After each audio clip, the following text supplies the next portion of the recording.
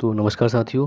और बात कर रहे हैं अभी हम पाबना विद्रोह के बारे में, जो कि किसानों के द्वारा बंगाल में किया गया था। और यह विद्रोह 1873 में प्रारंभ हुआ था और 1876 तक प्रमुख रूप से चलता है। हालांकि यह विद्रोह पूर्णतः समाप्त होता है 1885 ईस्वी में।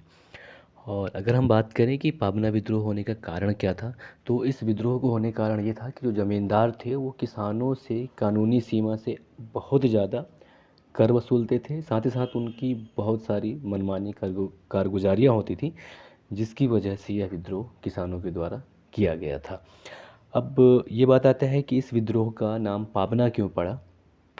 तो पाबना विद्रोह का नाम पाबना विद्रोह इसलिए पड़ा क्योंकि यह आंदोलन बंगाल के पाबना जिला में हुआ था। इसके अलावा पाबना जिले का जो यूसुफ साहिब परगना था, वहाँ 1873 में जमींदारों के का विरोध करने के लिए किसानों के द्वारा एक किसान संघ की स्थापना की गई थी।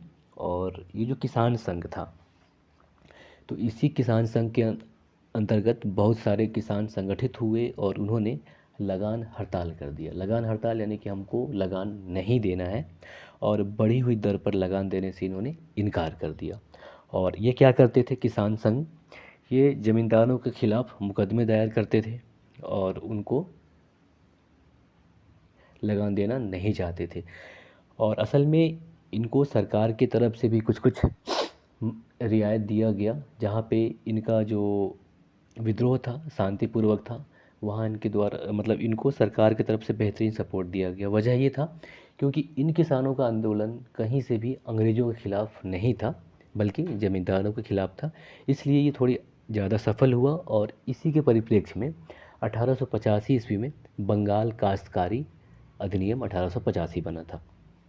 तो अब इसमें जैसा कि बताया आपसे कि किसान संघ जो था, किसान संघ के अंदर किसान संगठित होकर ज़मींदारों के खिलाफ मुकदमा दायर करते थे। और किसान संघ इन्होंने अपने लिए एक कोष का भी स्थापना किया था, जिससे ये प्रचार करते और इन जमींदारों के खिलाफ केस लड़ने में जो भी खर्च होता तो किसान उस कोष के माध्यम से ये लोग केस लड़ा करते थे।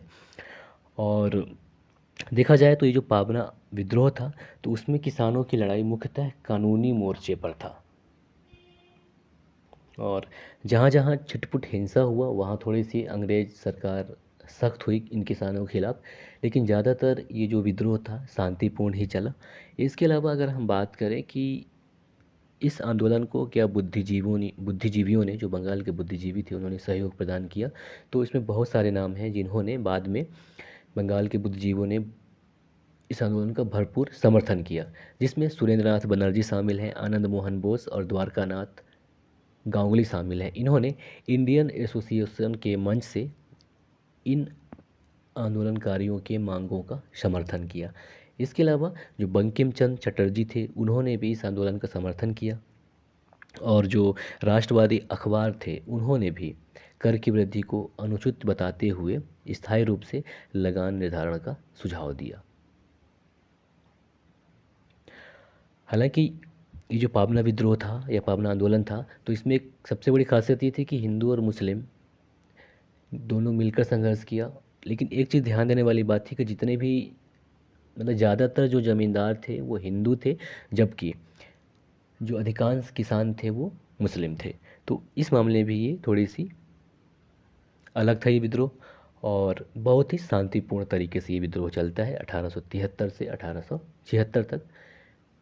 लेकिन वास्तविक रूप में इस विद्रोह का अंत या इस आंदोलन का अंत 1885 में होता है।